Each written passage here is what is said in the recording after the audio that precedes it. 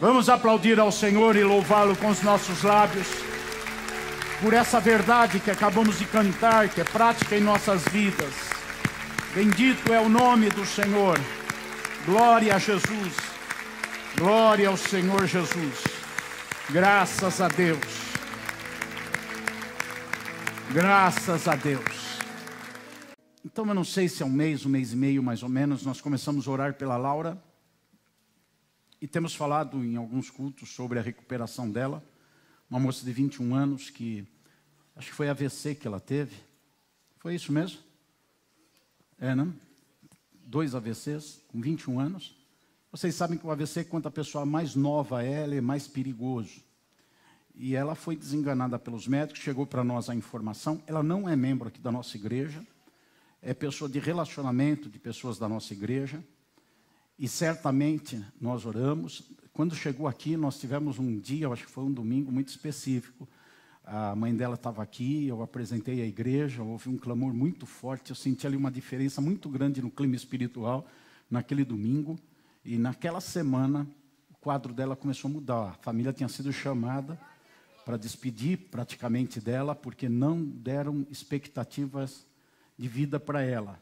Quando a medicina diz tem 2%, 1%, é porque a medicina nunca vai dizer tem 100% antes que morra, efetivamente. E a medicina chegou nesse ponto. E nós oramos, começamos a ver um milagre acontecer, os irmãos já vibraram muito. E eu tenho uma foto, ela está saindo do hospital de alta, andando.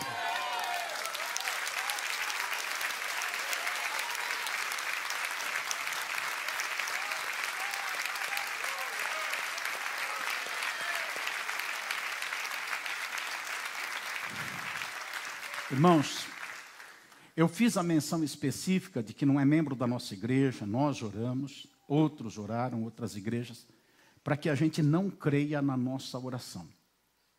O caminho é muito sutil de andar com Deus e de se afastar de Deus. Não é a nossa oração, é Deus.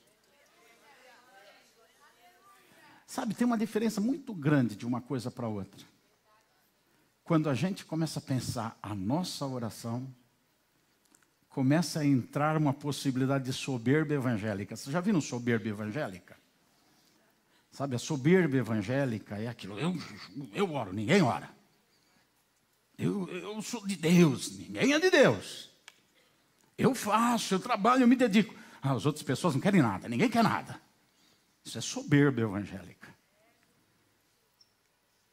Isso é soberba evangélica. Aquele que é mais forte, a Bíblia diz, tem que sustentar quem é mais fraco. Tem que apoiar quem é mais fraco e não condenar quem é mais fraco. A soberba evangélica é que faz a pessoa ficar assim, eu. Os outros, ninguém quer nada. Sabe, me chama muita atenção uma passagem de Abacuque. No começo do livro de Abacuque, Abacuque diz assim, por que o Senhor me deixa ver iniquidade? Eu só vejo iniquidade em toda parte que eu só vejo iniquidade. A coisa estava feia em Israel. Só vejo iniquidade. No fim do livro de Abacuque, Abacuque está dizendo, eu só vejo o Senhor em toda parte. Qual foi a diferença? Mudou tudo? Não, não mudou nada. A terra continuava cheia de iniquidade. Mas ele conseguia, agora, ver o Senhor. Porque ele passou por um avivamento no meio desse processo. O mesmo lugar, as mesmas pessoas, as mesmas circunstâncias, e tem um momento que os olhos dele só vê o mal. Está tudo errado, está todo mundo errado, só tem pecado, nada presta, ninguém quer nada. Mesma pessoa, vocês entendem isso, gente? E quando ele tem uma experiência profunda com Deus, quando ele chega naquele momento que ele diz assim, ainda que falte tudo, eu me alegrarei no Deus da minha salvação.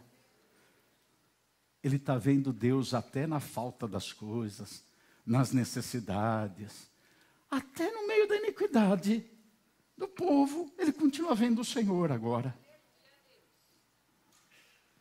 Vocês conhecem aquela história da mulher que vivia falando da vizinha, que a vizinha era porca? Conhece? Deixa eu contar para quem não sabe. Ela chegava, tá, né, nós fazemos tarde. Ela chegava para o marido todos os dias e falava: meu bem, olha a nossa vizinha, olha o varal dela, ela não sabe lavar roupa. Olha a roupa dela, tudo suja lá, como está suja a roupa dela. Ela lava, põe a roupa lá, mas olha as manchas na roupa. E no outro dia a mesma coisa, no outro dia a mesma coisa, no outro dia a mesma coisa. Aí teve um dia que ela chegou e falou: ué, a vizinha aprendeu a lavar roupa. Olha lá, agora está tudo limpinha a roupa. O marido falou para ela: não é, meu amor, é a janela, a tua janela que estava suja, eu limpei hoje de manhã. Eu limpei hoje de manhã, agora você está vendo que a roupa lá está limpa, porque antes você só olhava pelos teus olhos. E os teus olhos só viam o mal. Os teus olhos só conseguiam ver o mal. A Bíblia diz assim: onde abundou o pecado, superabundou a graça de Deus. O que é que nós vemos? O pecado abundando ou a graça de Deus? São os teus olhos que vêm. São os teus olhos. Quando você encontrar uma pessoa que só vê o pecado, que está tudo mal. Eu sou um homem que eu vejo o mal. Eu vejo o pecado, eu vejo o erro. Mas eu sei que eu vejo porque Deus me colocou para ajudar quem está em pecado. Para ajudar quem está em erro. Para denunciar para a pessoa. Para dizer para ela, para chamar ela ao arrependimento. E não para ficar jogando no ventilador: está tudo errado, está tudo mal, está tudo, ninguém presta, está tudo mal, as pessoas não querem nada. Não. Ele me faz ver para eu pregar aqui. Ele me faz ver para chamar uma pessoa e corrigir ela. Ele me faz ver para mostrar para a pessoa: esse caminho teu está errado, tem que ir por esse outro caminho. É para isso que ele me faz ver. Amém? Nem sei porque eu estou dizendo isso. Mas eu comecei dizendo para tomar cuidado com o orgulho e a soberba religiosa. Porque foi Deus que curou a Laura. Toda a glória seja dada ao nome do Senhor Jesus Cristo. Foi Ele que curou a Laura. Glória a Deus. Glória a Deus. Fala para o teu irmão: toma cuidado com os teus olhos, irmão. Fala para ele. Olha para a tua janela, tá? Êxodo, capítulo 33. Êxodo, capítulo 33. Eu escolhi esse texto para falar sobre a importância de saber receber o melhor de Deus. Saber receber é muito importante. Porque nós temos um Deus doador. Vivemos uma comunidade de irmãos doadores e é necessário saber receber. Eu sei que vocês já ouviram muitas mensagens sobre saber dar, que também é uma verdade a ser ressaltada e ensinada. Mas eu quero salientar hoje a importância de saber receber. Muitas pessoas não sabem receber. Não sabem. Alguém chega em você e fala assim: puxa, você é tão bonito, você está bonito hoje. Quem não sabe receber diz: que nada, eu não sei nada, que bonito, eu sou um monstro. Está querendo me agradar à toa? Quem sabe receber, dá um sorriso, obrigado, caprichei. Sabe receber. Tem mulher que exige cavalheirismo dos homens, alguma coisa muito escassa hoje em dia, não é? Homem cavalheiro é muito escasso. Mas tem mulher que não sabe receber cavalheirismo. Quantos homens vão lá abrir a porta do carro e quando eles chegam, ela já sai da frente.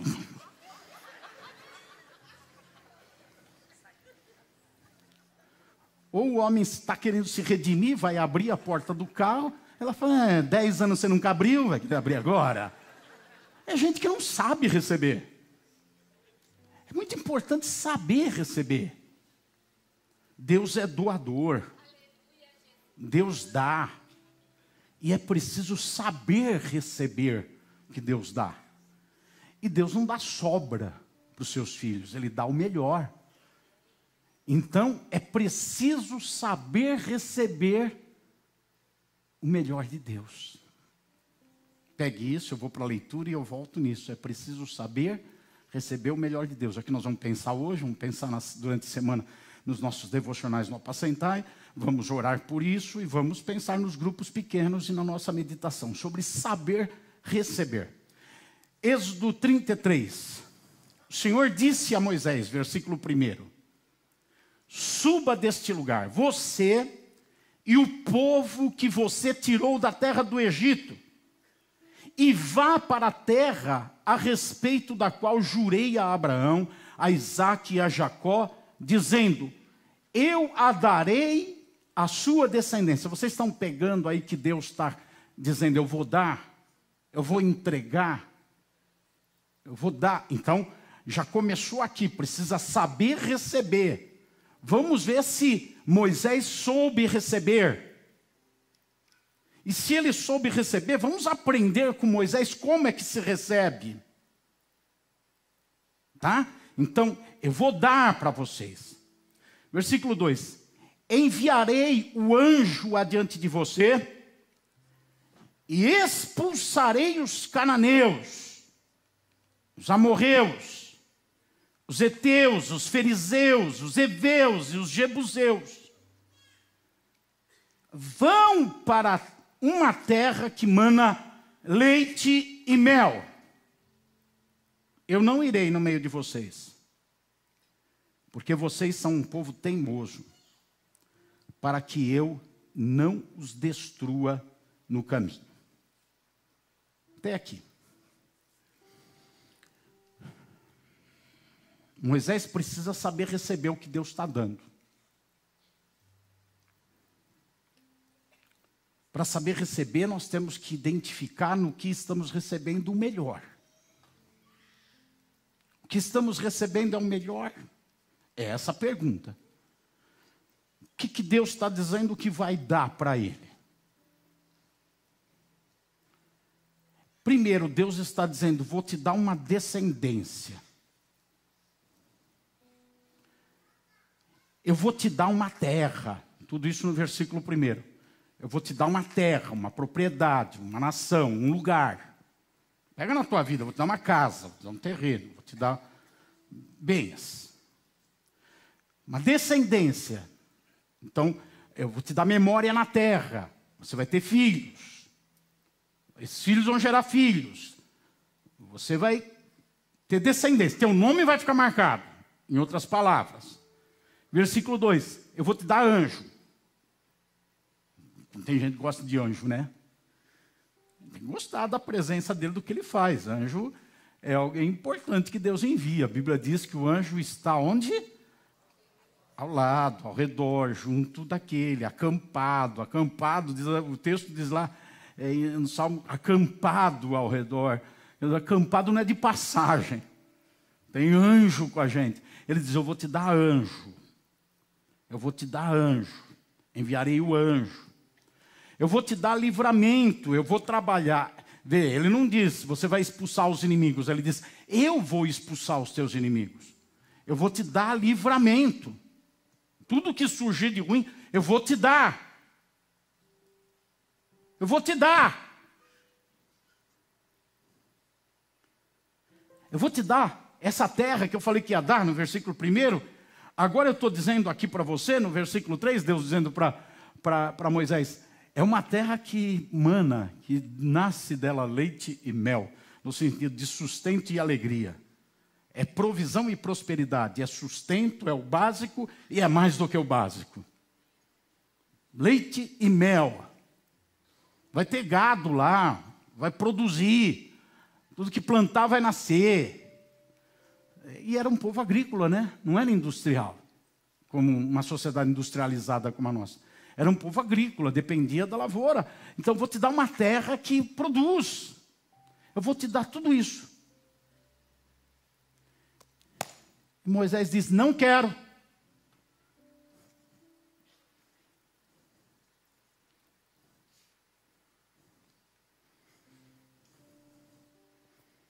Não quero. Pastor Vanderlei, Moisés diz: eu não quero.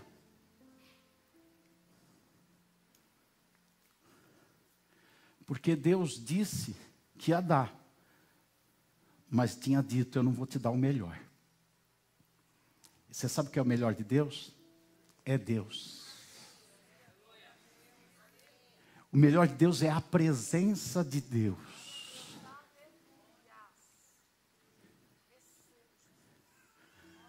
E Deus diz, eu vou te dar tudo isso, mas eu não vou te dar a minha presença. Porque esse povo aí não dá dízimo. É um povo teimoso. É um povo teimoso. Eu falo, eles continuam do mesmo jeito. Eu digo para eles, agem assim, eles agem do jeito deles. Eu estou aumentando o que Deus falou, só estou abrindo a página do livro. Porque é isso que Deus está dizendo. Esse povo é teimoso, é insistente no erro, é perseverante em querer fazer as coisas do jeito deles. E Deus é tão bom que Deus diz para ele assim, Moisés, eu não vou te dar a minha presença. Sabe por quê? Porque se eu der a minha presença, eu mato eles. Olha, eu não irei no meio de vocês. Porque vocês são um povo teimoso. Por que eu não irei? Por que eu não darei a minha presença? Para que eu não os destrua no caminho. E no versículo 4, ainda ele complementa. No versículo 4, no versículo 5. Se eu fosse com vocês, no final do versículo 5, se eu fosse com vocês, ainda que por um momento eu os destruiria. Pegue o aspecto amoroso e cuidadoso de Deus, mesmo com aquele povo teimoso. Entendendo, Ana? Mesmo com aquele povo teimoso, Deus está dizendo, olha, eu vou dar isso, vou dar aquilo, tudo que todo mundo precisa. As pessoas fazem campanha na igreja para ter anjo. As pessoas fazem campanha na igreja para ter terra que mana leite e mel, para comprar casa, apartamento, carro, profissão. Tudo que todo mundo quer. Eu vou dar tudo isso. E por cuidado, por amor, eu não vou dar minha presença. Porque se eu der minha presença, eu não consigo, eu não suporto ficar vendo mal, ficar vendo erro e não fazer nada. Então, se eu der a minha presença, eu mato esse povo. Eu destruo esse povo, eu não quero. Quando você vai no versículo 15,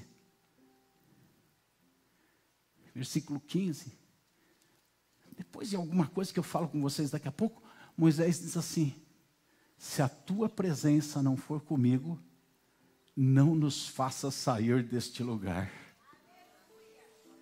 Por que eu estou dizendo que Moisés disse, eu não quero?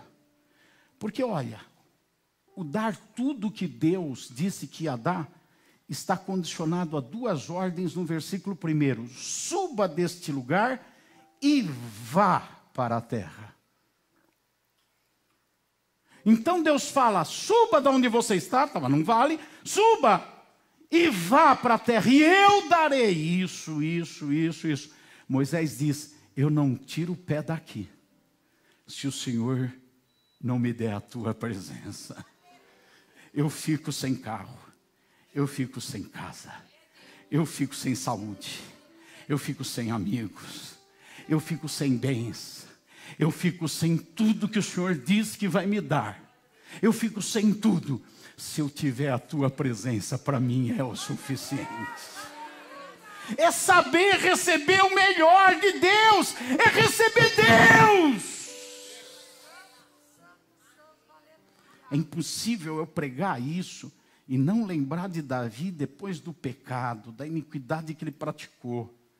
Quando ele chega ao arrependimento, demorou 1 a 2 anos para ele chegar ao arrependimento. Quando ele chega ao arrependimento, ele ora a Deus.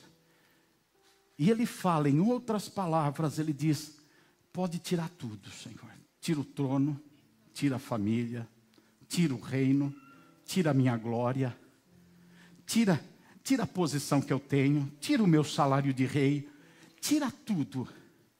Só não tira de mim o teu espírito, Senhor. É um outro homem que sabe o que é o melhor de Deus. É um outro homem que sabe que o melhor de Deus Não se configura em espécie, em bens, em coisas. Não se prefigura em comodidades e confortos e necessidades até da vida. O melhor de Deus é a presença de Deus. É preciso saber receber.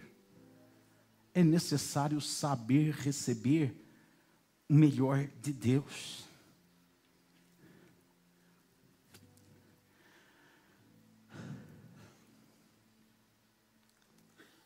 Naquele tempo, a partir de agora eu falo da presença de Deus, que é o melhor de Deus. Naquele tempo, a presença de Deus era reservada para alguns lugares. Para alguns lugares. Deus colocava a sua presença em alguns lugares, em algumas coisas, em algumas pessoas. Não era uma presença distribuída em todo lugar. O lugar da presença de Deus, onde Deus se fazia presente, era chamado de lugar do Shekinah, lugar da glória. Era o lugar onde a presença de Deus se manifestava. Hoje é diferente. Hoje a presença de Deus não está restrita a um lugar, a uma ou a outra pessoa. A presença de Deus foi derramada sobre a terra para estar a possibilidade, veja bem, de estar em todo lugar e em todas as pessoas. Hoje a presença de Deus está franqueada. A última informação que Jesus deu aos discípulos, depois de ressuscitado, antes de ascender aos céus, a última informação que ele deu aos discípulos está em Mateus 28, versículo 20. Termina o último versículo, versículo 20 de Mateus 28, com essa expressão: eu estarei com vocês em todos os tempos até o fim dos séculos. Eu vou estar sempre com vocês. Depois, em Mateus, em Marcos e em Mateus, ele dá a ordem dos mandamentos. Evangelizar não crente, pregar e edificar os crentes, discipulando. Mas em Lucas 24, 49, ele diz para os discípulos: mas não façam nada, não realizem nada, antes de receberem a minha presença pelo Espírito Santo que vai ser derramado em vocês. Em 1 Coríntios 6,19, o apóstolo Paulo argue, pergunta e diz: vocês não sabem que vocês são o templo do Espírito Santo que habita em vocês? E que agora o corpo de vocês não é mais de vocês, mas é o Espírito Santo que habita em vocês? O mesmo Paulo complementa ou enfatiza a informação em Efésios 2:22, e ele diz assim: nós fomos feitos morada de Deus no Espírito. A presença de Deus agora não é esporádica, ou não é para ser esporádica. A presença de Deus agora não é para o grande evento, não é para aquele culto que a gente fica tudo arrepiado e suado. A presença de Deus agora é para a hora que acorda, na hora que deita, durante o sono, na hora de almoçar, de jantar. A presença de Deus está presente nos momentos mais íntimos da nossa vida, nos momentos mais reservados e também nos momentos mais públicos que a gente tenha. Porque agora a presença de Deus não depende de um lugar, de uma situação específica, de um momento. A presença de Deus agora depende de um único fator: de nós sabermos receber a sua presença em nossa vida. de nós sabermos viver com a presença de Deus em nós, de nós sabermos falar, sabendo eu tenho a presença de Deus em mim. Agir, reagir, fazer, tomar decisões, ter escolhas na vida, entendendo é a presença de Deus que está em mim. A presença dele está condicionada a isso, porque são as nossas escolhas. Moisés não teve dificuldade. Não teve dificuldade quando Deus disse: olha aqui na minha mão, eu tenho aqui casa, tenho um bom salário, eu tenho um apartamento para você, eu tenho bens, eu tenho propriedade, eu tenho filhos, eu tenho herança para te dar, eu tenho terra produtiva para você, está aqui tudo na minha mão. Na minha outra mão, eu tenho a minha presença. Na minha mão direita está a minha presença, na mão esquerda está tudo isso. Deus disse: eu não vou dar a minha presença, mas eu vou dar tudo que está na minha mão esquerda. Moisés disse para Deus: Deus, pega a mão esquerda e coloca no bolso.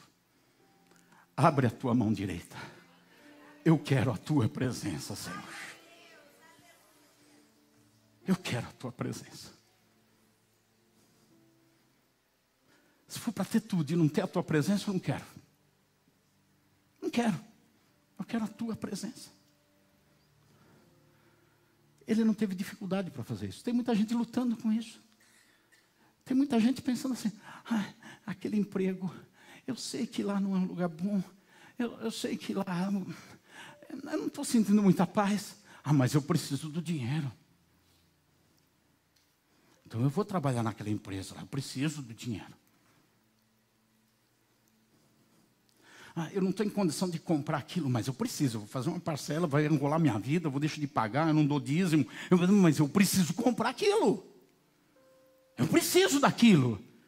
Sabe o que é isso? São pessoas que estão assim: me dá a tua mão esquerda, Deus, tudo que tem nela. Não faz mal que se eu for para aquele ambiente eu vou perder a tua presença. Não faz mal que se eu comprar aquilo eu vou perder a paz e consequentemente a tua presença. Não faz mal que se eu viver daquele jeito e fizer aquela escolha eu vou perder a tua presença. Não faz mal, não faz mal. Pode guardar a mão direita com a tua presença e me dá a mão esquerda. Tem tanta gente com dificuldade, tem alguns que estão fazendo e outros estão lutando. Moisés não teve dificuldade nem fazer, nem lutar. Sabe por quê? Ele aprendeu o quanto é importante a presença de Deus. Ele aprendeu no Monte Horebe, no capítulo 3 de Êxodo. No primeiro encontro dele com Deus. Capítulo 3 de Êxodo. Versículo 1. Apacentava Moisés o rebanho de Jetro, o seu sogro, sacerdote. Ele estava trabalhando, cuidando da vida dele, fazendo as coisas dele, vivendo a vida dele. E levando o rebanho para o lado oeste do deserto, chegou a Horebe, o monte de Deus. Era um monte comum. Era uma montanha onde tinha gado. E onde tem gado, sabe o que tem? É isso daí que você pensou, lá no chão. É, aquilo mesmo. Tem que tomar cuidado onde pisa quando está em gado. Era um monte comum, uma montanha cheia de cabra, cheia de ovelha, cheio de não sei se tinha vaca, lá devia ter vaca, cheia de vaca. Era uma montanha comum. Quando ele chegou ali no monte, naquela montanha comum, diz aqui: o anjo do Senhor lhe apareceu numa chama de fogo no meio de uma sarça. Olha a presença de Deus chegando. A presença chegou num lugar comum, que tinha tudo que todos os montes têm. Todas as montanhas tinham. A presença de Deus chegou. Quando Moisés sentiu, viu, percebeu, aqui ficou diferente, é um grande culto, é um grande evento, tem a presença de Deus. Estou arrepiado, glória a Deus. Estou como o pastor Vanderlei, aleluiado. Ele tem uma sacada, essa coisa de paranaense, carioca, sei lá o que é esse homem, ele já rodou a terra. Ele veio de rodear a terra até chegar aqui.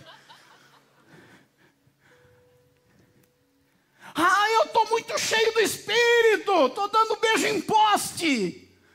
Quando ele estava assim, todo eufórico por causa da presença de Deus, Deus falou para ele: pera aí, Moisés. Pera aí, Moisés. Versículo 5. Não se aproxime, calma. Versículo 5. Calma, não se aproxime. Fica pensando que a presença de Deus é assim barata. Tire as sandálias dos pés. Você chegou agora num lugar onde a minha presença está. Tire as sandálias dos pés. Tire as sandálias dos pés. Por quê? Que coisa que é essa? Isso é coisa de coreano. Tira a sandália dos pés. Por que Deus mandou tirar a sandália dos pés? A sarça estava ardendo. O monte estava ali, ardendo, em chamas que não consumiam aquela vegetação. Por causa da presença de Deus, havia uma glória. A presença de Deus estava ali sobre o monte.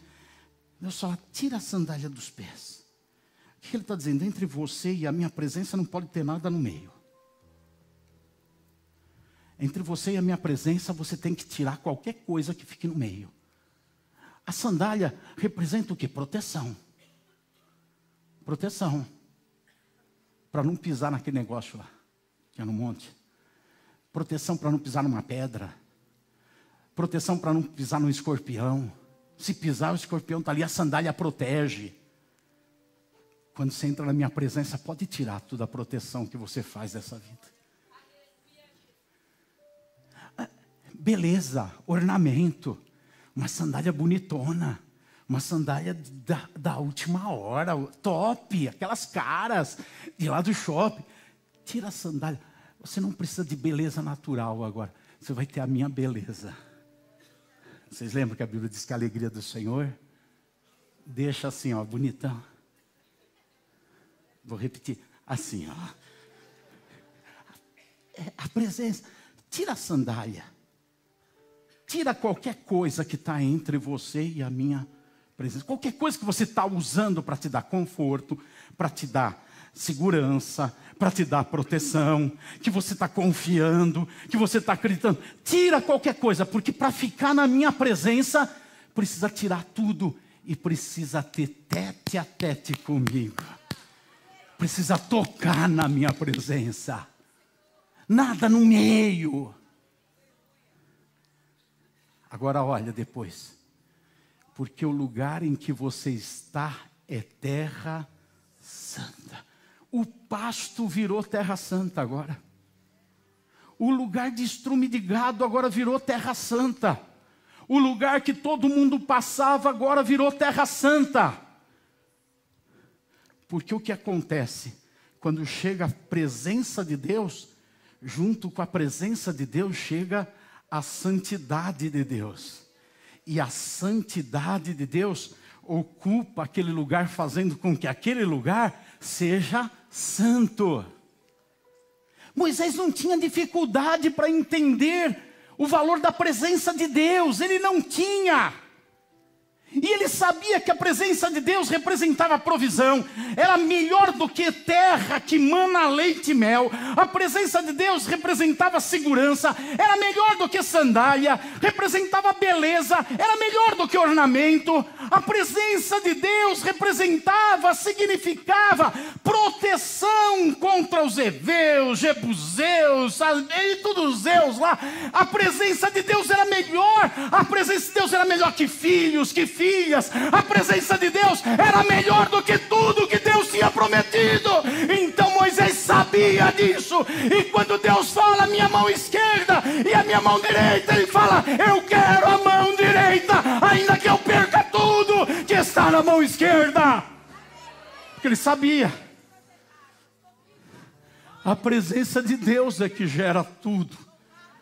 Porque o melhor que Deus tem para dar para a gente é a presença dele. É o melhor que Deus tem para dar. Ele não tinha problema com isso. Quando você volta em Êxodo 33,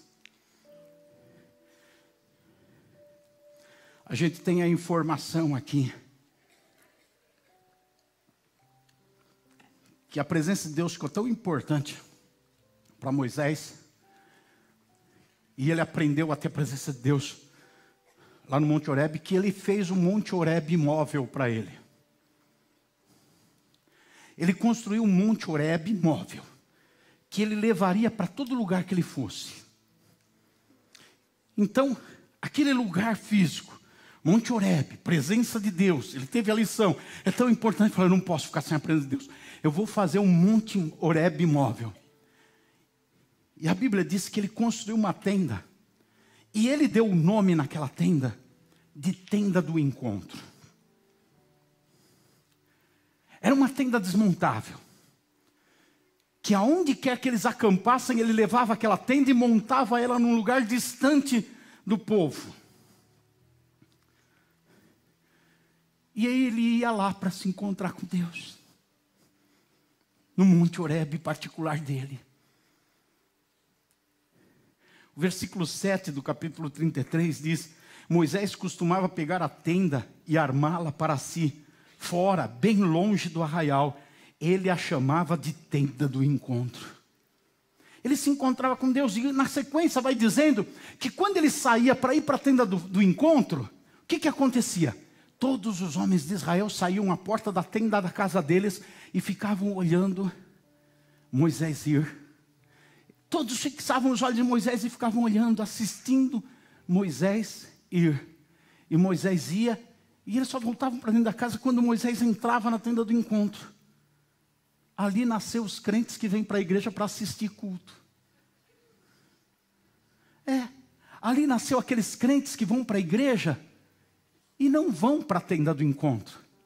Eles vão ficar olhando quem vai para a tenda do encontro.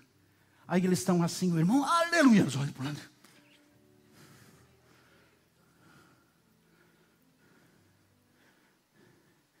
Eles ficam olhando os outros cantar. Eles ficam olhando os outros adorar. A igreja está orando, eles estão assim. Eles não entram na tenda do encontro. Eles não vão. Moisés sabia o que era a presença. Não é à toa que aquele povo, todo ele foi destruído no deserto. Não é à toa que aquele povo, todo ele não entrou na terra prometida. Não é à toa que aquele povo, todo ele teve maldições na vida dele. Demorou 1 mês, 40 anos, e eles achavam que está tudo bem. Mas eles não iam para a tenda do encontro. Eles não entravam, eles só ficavam assistindo. Pergunta para o seu irmão, você vem para a igreja para assistir culto ou para fazer culto ao Senhor? Fala para o seu irmão, o que você vem fazer aqui?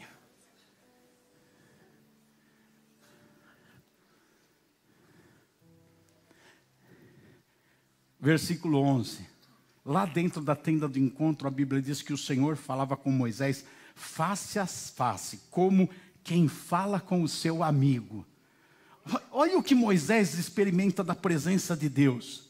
Sem sandália nos pés, não tem interlocutor, é Ele e Deus, tem proteção, tem alegria, tem beleza. Ele fica face a face com Deus, ele experimenta tudo isso ali na tenda do encontro, na presença de Deus. Então quando Deus fala, eu te dou tudo, mas vai perder a minha presença. Não, Senhor, eu perco tudo, mas eu quero a tua presença. Ele não teve dificuldade, ele não teve que pensar, isso vai tirar de mim a tua presença, então eu não quero isso. Não, ele não teve que ficar avaliando, fazendo contas, não. Ele já sabia o valor da presença de Deus. E ele queria a presença de Deus. Mas tem gente que não sabe viver na presença de Deus. E a presença de Deus é perigosa. É perigosa. Eu já disse para vocês que Deus disse para ele, eu não vou, porque se eu for esse povo aí, a minha presença lá vai ser perigosa. Porque eu olhando a teimosia desse povo, eu mato eles. Eu destruo eles. A minha presença é perigosa. A presença de Deus pode ser perigosa. E eu quero em poucos minutos... Porque esses irmãos, por ordem do pastor da igreja, já estão subindo. Então eu quero em poucos minutos mostrar uma parte da história do povo de Deus de 21 anos. Durante 21 anos, eu vou falar em poucos minutos, como é que eles lidaram com a presença de Deus.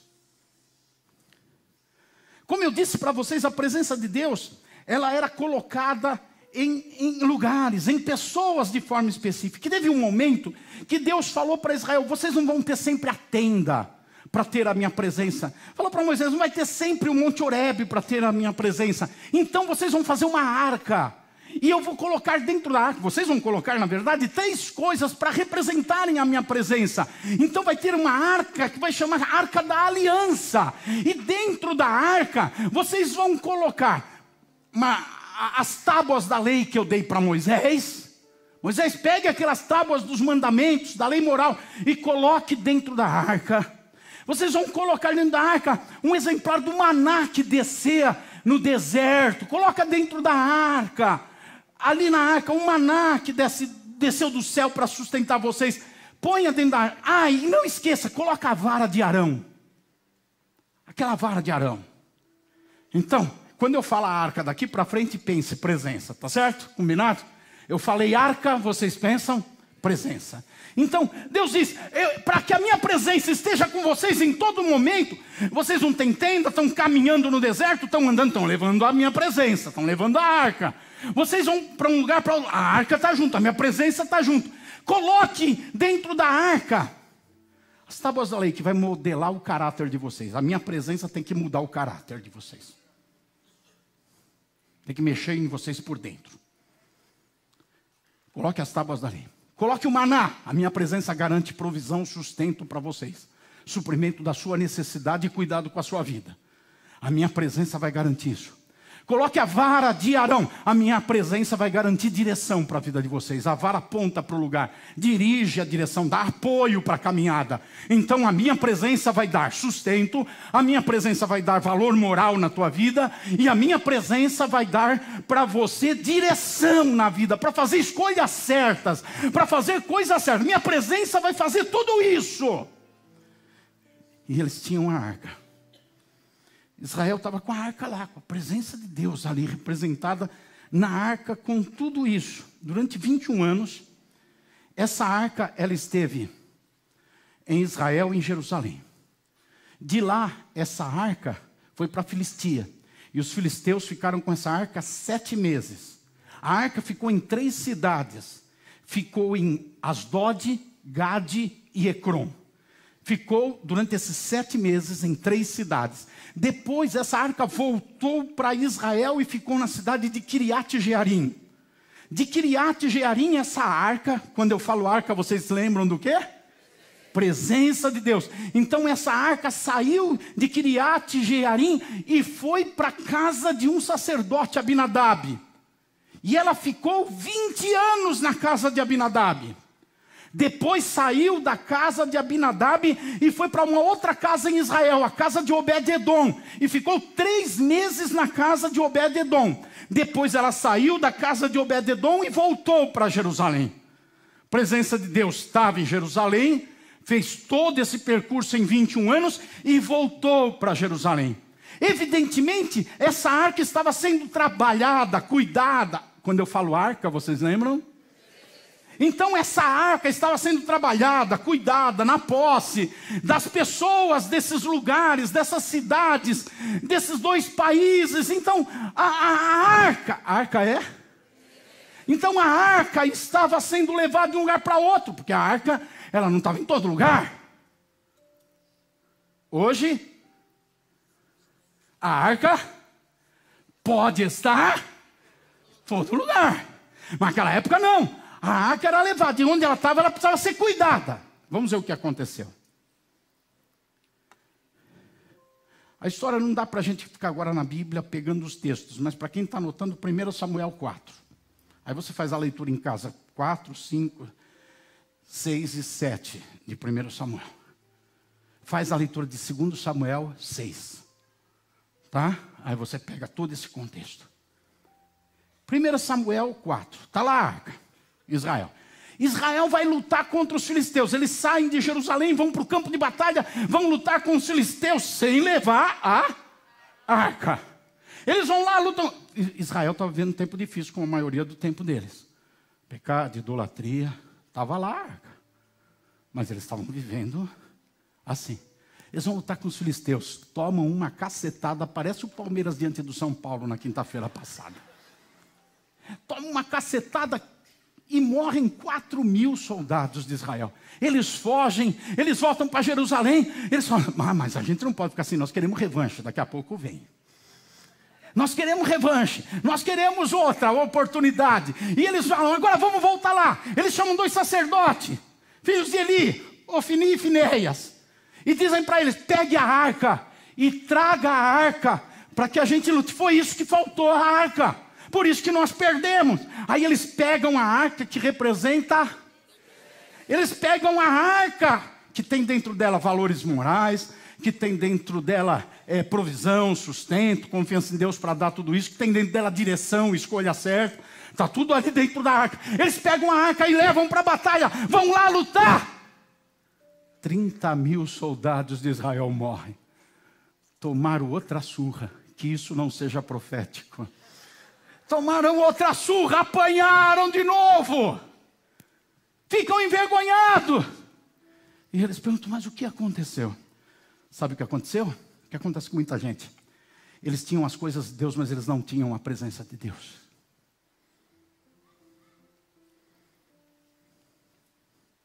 Não é só ter a arca ali, disponível. Hoje nós temos a presença de Deus disponível. Não é só ter. Precisa saber lidar com a arca.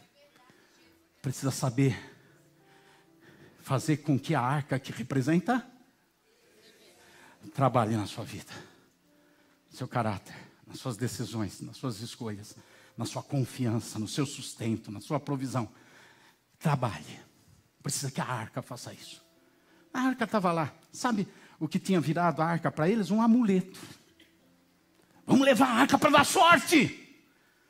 Vamos pegar a presença de Deus por lá no nosso meio para dar sorte e a gente vencer. Porque onde está Deus tem que ter vitória. Então vamos pegar a presença de Deus.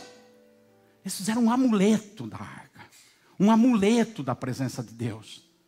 Não aquilo que a presença de Deus faz, que é transformar a vida. Mas um amuleto. Apanharam. Tem muita gente apanhando hoje. Tem muita gente sentada aqui apanhando na vida. Porque a presença de Deus virou amuleto para eles.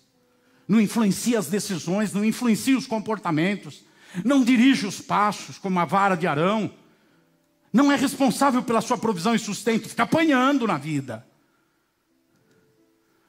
Porque fizeram da presença de Deus um amuleto.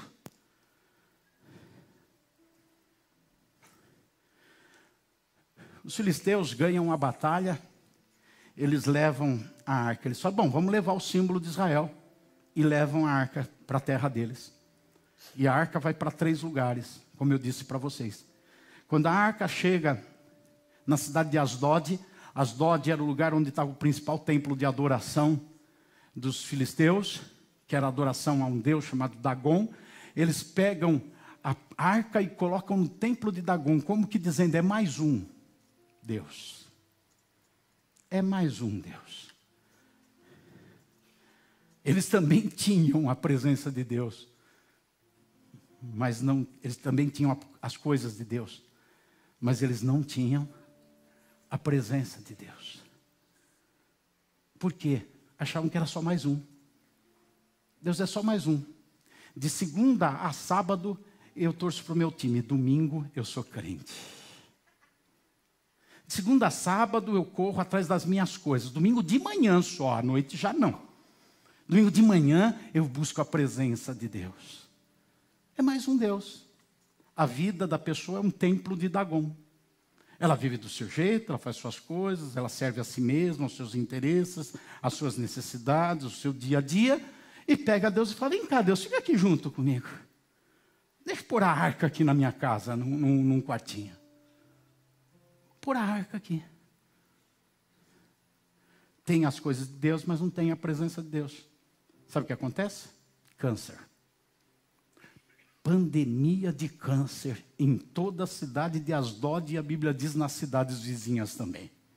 E começa a morrer gente de tudo quanto é jeito, é uma praga tremenda. Os moradores de Asdod falam, deve ser essa arca, está fazendo mal. Porque a presença de Deus, quando não é bem cuidada, faz mal. Paulo escreve aos Coríntios capítulo 11, ele diz assim, eu temo que quando vocês se reúnem é mais para o mal do que para o bem. Faz mais mal para vocês estar na igreja do que faz bem. Porque não sabem lidar com a presença de Deus. Eles pegam a arca e falam assim, não, vamos mandar a arca daqui e mandar para outra cidade lá dos filisteus, para Gade. Eles também têm outros deuses lá. Sabe o que acontece? Câncer. Começa a morrer um monte de gente em Gade. Aí os moradores, os gaditas, eles falam, não, deve ser essa arca. Os caras de Asdod lá jogaram para nós uma bomba aqui. A presença de Deus começa a virar bomba na vida de alguns, porque começa a atrapalhar, começa a fazer mal. E tem gente que fala, não, desde que eu comecei a ir para a igreja, a minha vida não anda, a coisa complicou. É lógico. Você chega num lugar que tem que tirar a sandália e não tira. Vai fazer mal. Chega num lugar que tem que guardar os teus pés e não guarda. Vai fazer mal. É questão de tempo. Ah, não, vamos mandar essa arca. Mandam para outra cidade, para Ecrom. O que acontece em Ecrom? O Ítalo paga o almoço para quem acertar. Mesma coisa, câncer. Começa a morrer gente a rodo em Ecrom. Todo mundo. Eles falam, não dá mais, vamos nos livrar da arca. Aí eles mandam a arca para Israel. Vamos devolver a arca lá para o povo que tem o direito dessa arca. Manda a arca. A arca lembra o quê? Presença de Deus. Eles mandam a arca para Israel. Quando chega em Israel, vai para a primeira cidade de Israel, que é Bet-Semes. Aí a arca é colocada em Bet-Semes.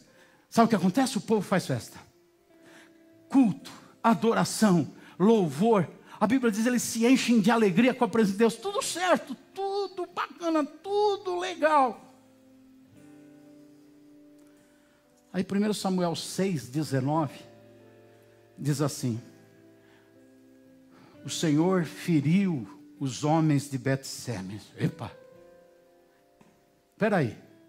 A arca chegou, eles fazem o que tem que fazer. Cantam, louvam, adoram. É isso aí, a presença de Deus. Se enchem de alegria, tudo bem. A sequência diz, porque olharam para dentro da arca do Senhor. E Deus matou 70 deles. O povo chorou porque o Senhor tinha feito tão grande matança entre eles. Espera aí, estão fazendo o que é certo. Não. A presença de Deus agora virou diversão. Ponto turístico. Agora a presença de Deus é para a gente curtir, sabe? Vamos curtir a presença de Deus. Aí eu fico imaginando e vendo as pessoas chegando ali com a arca, a presença de Deus, tirando selfie.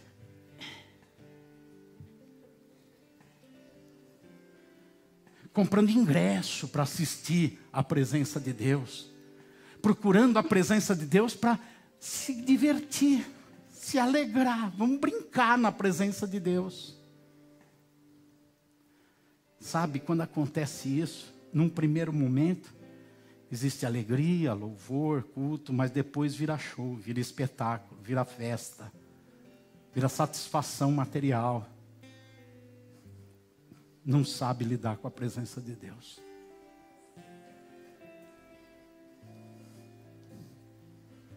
Não sabe lidar.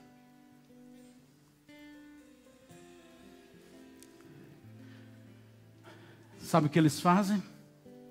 Mandam a arca embora. Agora está no meio do povo de Deus, e o povo de Deus está dizendo, está fazendo mal, vamos mandar a presença de Deus embora. E mandam a arca embora, e a arca vai para um outro lugar, vai para casa, vai para Kiriat Jearim. Sai dali de Bet-Semes, vai para Kiriat Jearim.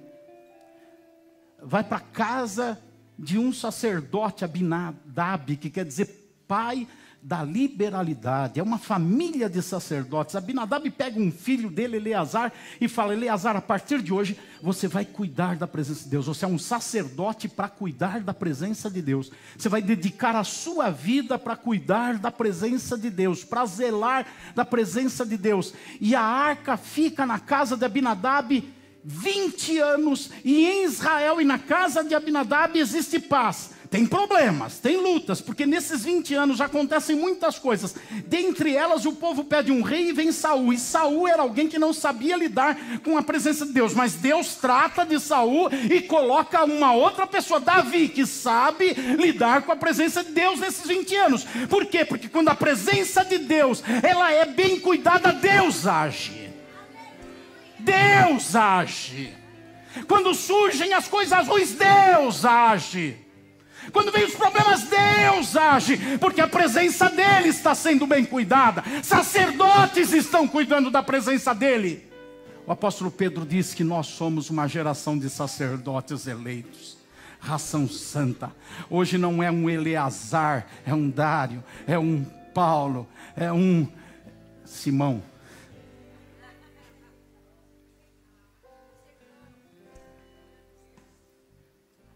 Cada um de nós, um sacerdote do Senhor, para cuidar da presença de Deus, porque a arca estava na casa de Abinadab. Agora a arca, que significa está, fale dentro de mim, fale dentro de mim, está na minha vida.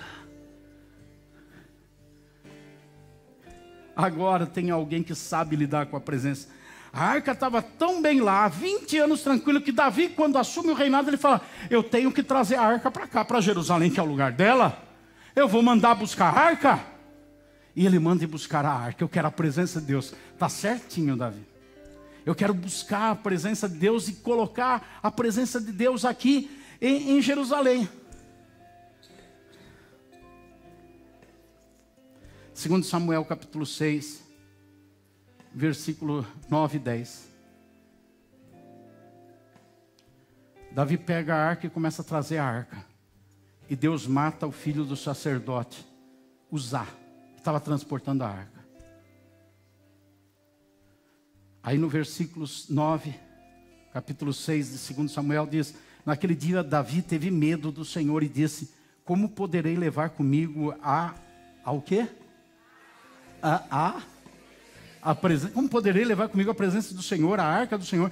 Davi não quis levar a presença do Senhor para junto de si na cidade de Davi, mas fez com que fosse levada para a casa de Obed-edom, o geteu. Davi pega a arca, ele está num propósito bom, ele quer a presença de Deus, ele vai buscar a presença de Deus.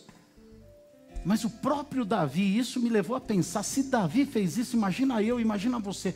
Davi pegou a presença de Deus e falou: eu vou transportar a presença de Deus, mas ele não soube transportar.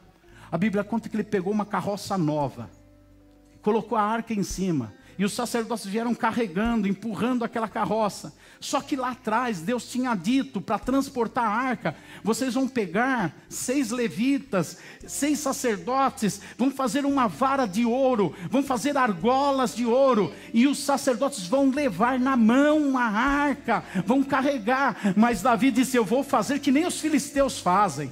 Os filisteus transportam os bens deles no andor. Eles pegam uma carroça nova, bonita, e enfeitam. Onde está a presença de Deus não precisa ter outro enfeite. Igreja que tem a presença de Deus não precisa de festa junina para atrair ninguém. Igreja que tem a presença de Deus não precisa de Halloween, não precisa de atrativos. A presença de Deus é o ornamento da casa dele, é a beleza da casa dele, é a produtividade da casa dele. Deus olha para aquilo e vê a carroça nova e fala: não tem que ter nada mais bonito que eu. Mata Uzá. Davi fica com medo, vai para Jerusalém. 6 quilômetros antes de chegar em Jerusalém, ele para na casa de um sitiante, um homem próspero, mas um sitiante, Obed-edom, e fala assim: eu vou deixar aqui a arca do Senhor. Não dá para eu levar não, eu não estou sabendo lidar com a arca. Eu estou querendo fazer do meu jeito. E não é do meu jeito que lida com a presença de Deus, é do jeito dele. Obed-edom recebe a arca e sabe lidar com a arca. 2 Samuel 6, versículo 11 e 12 diz: assim a arca do Senhor ficou na casa de Obed-edom, o geteu, durante 3 meses. E o Senhor o abençoou. Peraí, a arca estava fazendo mal para todo mundo, agora o Senhor abençoa. Aquilo que pode fazer mal, pode fazer bem. Não depende daquilo. Não depende da arca. Depende de mim. Depende do sacerdote. Depende de você. E não só abençoa ele, não. Abençoa toda a sua casa. A bênção do Senhor é assim. Ela espalha. Esparrama. Não fica só sobre uma pessoa. Quando sabe lidar com a presença de Deus, a bênção espalha. Abençoou toda a sua casa. avisaram o rei Davi. Ô Davi, você deixou a arca lá com medo dela. A arca só está fazendo bem para Obed-edom. Ele sabe, eu estou parafraseando, ele sabe lidar com a presença de Deus. Avisaram o rei Davi dizendo: o Senhor abençoou a casa de Obed-edom e tudo que ele tem. Olha lá, onde está a presença de Deus, tudo fica santificado. A presença de Deus abençoa, santifica tudo. Por causa da arca. Por causa da presença. Então, esperto agora. Então Davi foi e com alegria trouxe a arca de Deus da casa de Obed-edom à cidade de Davi. Sabe por que Obed-edom, eu chego à conclusão que soube lidar com a arca? Não diz ali no texto o que ele fez com a arca 3 meses na casa dele. Mas diz que quando Davi voltou lá, pegou a arca e levou para Jerusalém. Obed-edom, um homem estabelecido, com propriedade, com gado, com certa riqueza, um homem simples, mas estabelecido. Ele vai para Jerusalém. Ele larga tudo. Ele deve ter vendido as vacas, as cabras, as ovelhas, se desfez da propriedade, alugou, arrendou, vendeu, não sei. Mas ele deixa tudo e ele vai porque ele pensa: eu preciso estar onde está a presença de Deus. Ainda que eu perca tudo, mas eu preciso ficar onde tem a presença de Deus. E não vai sozinho. A Bíblia diz que ele leva toda a sua família, 72 pessoas. Ele pega toda a sua família e muda para Jerusalém, porque ele diz: eu preciso ficar lá. Parece que ele está parafraseando, imitando Davi, que diz: eu prefiro ficar no átrio da casa do Senhor do que 1000 dias em qualquer outro lugar. Um dia no átrio da casa do Senhor é melhor do que 1000 dias em qualquer lugar. Ele vai para lá. E sabe o que ele vai fazer em Jerusalém? Alguns de vocês sabem. Quando ele chega em Jerusalém, ele cuidou com êxito 3 meses da presença de Deus, da arca. Quando ele chega em Jerusalém, ele fala para Davi assim: Davi, eu cheguei aqui, ó, eu não posso ficar sem a presença de Deus, eu vim para cá. Davi fala para ele: tá bom, então tem o templo, a presença de Deus está aqui, no lugar que ela tem que ficar, a arca está aqui. Você fica lá na porta, cuidando da porta. Não deixa entrar cachorro, gato, bêbado. Fica lá na porta. Ele fala: legal, eu prefiro ficar na porta, mais perto da presença de Deus. E ele fica lá na porta.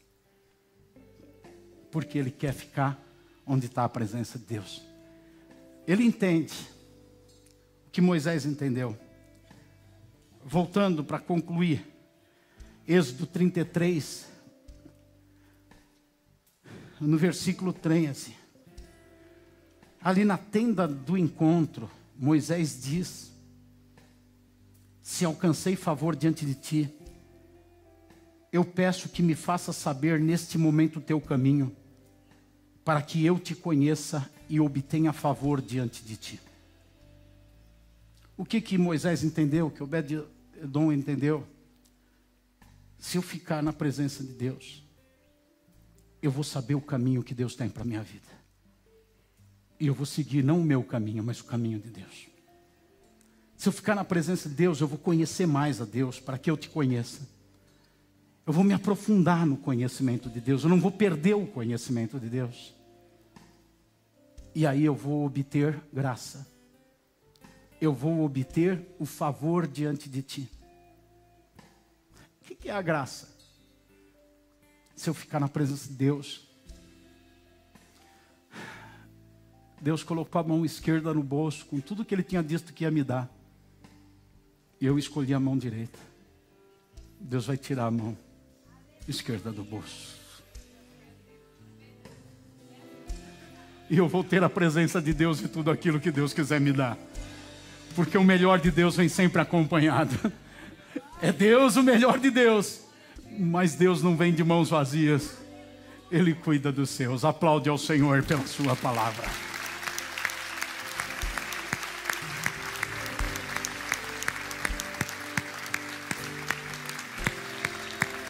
Senhor, eu oro pela ministração que foi feita da Tua palavra, mais especificamente não pela própria ministração, mas pelos ouvidos, pela mente e pelo coração de quem a ouviu. Eu peço primeiro que os tampões espirituais nos ouvidos tenham sido removidos, e se não foram agora, sejam arrancados, e a palavra possa penetrar e subir a mente e descer ao coração, e a palavra possa produzir os seus efeitos e dar direção prática para a vida, mostrando que a Tua presença deve ser priorizada a todas as outras coisas, e ela é mais importante do que todo mais. Nós queremos, Senhor, o que está nas Tuas mãos direita, e se vier o que está na esquerda, bem, mas se não vier, eu me alegrarei no Deus da minha salvação. Essa é a palavra de Abacuque, essa é a nossa palavra diante de Ti, Senhor, porque nós queremos é a Tua presença, Senhor. E aqueles que têm tido dificuldade nisso e hoje estão arrependidos, quebranta-lhes o coração e os ajude a caminhar buscando e vivendo na Tua presença, em nome do Senhor Jesus, para a Tua glória e louvor. Amém. Eu sei que está bem cedo, irmãos. Estamos no fim de julho, para falar do ano que vem. Mas, por uma questão organizacional, e porque também meu coração está cheio, eu me organizei para esse ano escrever a agenda Apacentai com bastante antecedência. Comecei já no fim do ano passado, e me afastei de escritório, da família, me tranquei, fiquei longe muitas vezes, até aqui da igreja em alguns momentos, para ficar concentrado. E eu escrevi um material que encheu o meu coração já no meio do ano passado. Deus começou a falar comigo que era aí, e enchi meu coração, e eu quero lançar hoje, como oração final nesse culto, a Agenda Apacentai 2024. Eu disse por uma questão organizacional, porque o que nós estamos lançando e começando a distribuir agora são os vouchers de aquisição da agenda. Tanto para os líderes dos pequenos grupos pegarem para todo o seu grupo, como cada pessoa pegar, aqueles que não estão nos grupos, ou não pegarem no grupo, pegarem individualmente. Porque isso vai dar norte para a gente. Daqui a alguns dias nós temos que colocar na gráfica, que agora está no processo de diagramação. Os irmãos da igreja estão trabalhando, é um trabalho tudo isso. Daqui a pouco vai para a gráfica, aí nós temos que dizer, faz 1.200, faz 1.500, faz 2.000 agendas. Para não acontecer como tem acontecido, que pessoas depois procuram agenda e esgotou. A gente fez a última vez 1.500 e esgotou. Já tem igrejas pedindo a agenda, igrejas de fora pedindo a agenda. Então a gente precisa ter uma previsão para fazer uma medida certa, não sobrar e também não faltar, para ter uma ideia aproximada. E por isso que nós estamos lançando os vouchers, tanto da agenda Kids, que é das crianças, como da agenda Apacentai. Você adquiriu o voucher, guarda ele. Se você perder, não vai ter problema, que nós vamos registrar lá o teu nome. Então você vai ter, mas guarda ele. Quando lançado, no primeiro sábado de dezembro, você vai receber a agenda pelo voucher. Se sobrou a agenda, quem não pegou o voucher, compra no dia a agenda, ou depois. Mas o compromisso é com quem adquiriu a agenda. Então, por isso que nós estamos pedindo para você já se antecipar e fazer através dos vouchers a tua agenda de 2024. Então, eu vou fazer a leitura do que você vai encontrar na primeira página de leitura, que é a apresentação da agenda. Eu vou ler para não ser prolixo, então, em vez de falar o que eu comecei a falar lá, eu vou só ler agora. É pequeno o texto. Apresentação, assim diz o Senhor. A Bíblia é a palavra de Deus, e toda escritura foi divinamente inspirada e é útil. Todavia, existem expressões humanas, falas malignas, narrativa de história, geografia e cultura, e também o falar do próprio Deus. A ênfase das semanas de 2024 será colocada nas falas do próprio Deus, seja quando se expressou por meio do Pai, do Filho, ou do Espírito Santo, ou ainda por uma teofania. Deus fala de forma específica para algumas pessoas, e em determinadas situações ele fala princípios que são universais e para qualquer época, pessoa e lugar. É nesse falar, aquilo que Deus fala para todos, em qualquer lugar, em qualquer época, é nesse falar de Deus que transmite valores e princípios universais sobre o qual vamos nos debruçar e concentrar nossa atenção em 2024. A pergunta não é se Deus fala atualmente, mas sim se o estamos ouvindo. Curve a sua cabeça. Pai, como tem sido durante 12 anos, eu quero lhe pedir que aquilo que veio do Senhor, e eu sei dos momentos que tivemos juntos, na tenda do encontro, que isso venha marcar vidas e pessoas.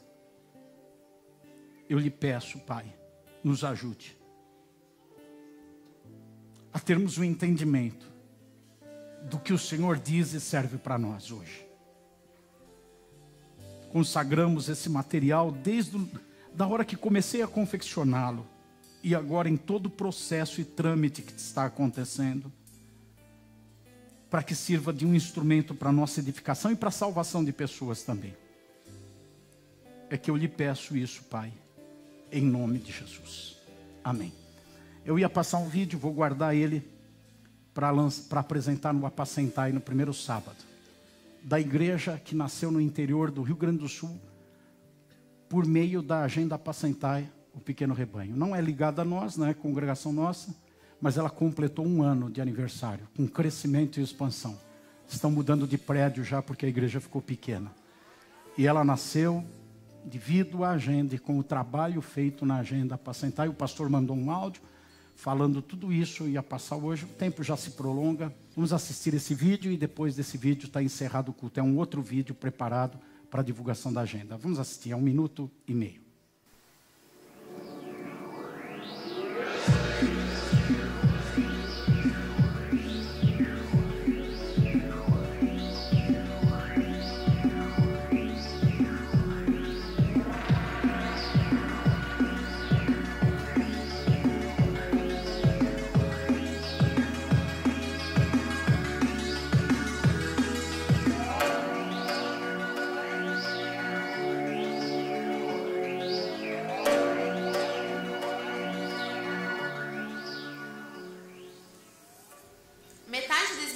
Já passou e é com grande entusiasmo que anunciamos a pré-venda do material devocional Apacentai o Pequeno Rebanho 2024, tendo como tema Assim diz o Senhor. A agenda Apacentai é dedicada a proporcionar momentos de reflexão e crescimento espiritual. É uma ferramenta essencial para a vida da igreja e você não pode ficar sem a sua. O valor do primeiro lote está em R$60, então corre para garantir o seu antes que o preço mude. Você também pode adquirir o voucher do nosso material didático e devocional Apacentai Kids, uma ferramenta muito especial para a educação e evangelização de nossas crianças. O material infantil tem um valor único de R$55. Você pode garantir ambos na nossa livraria, através dos QR Codes nas pilastras da igreja ou através do nosso site, opcbanaqui.com.br. Estaremos te esperando dia 2 de dezembro na Casa de Oração para Todos os Povos. Não perca essa oportunidade de garantir que o seu ano de 2024 seja dirigido pelo que o Senhor diz.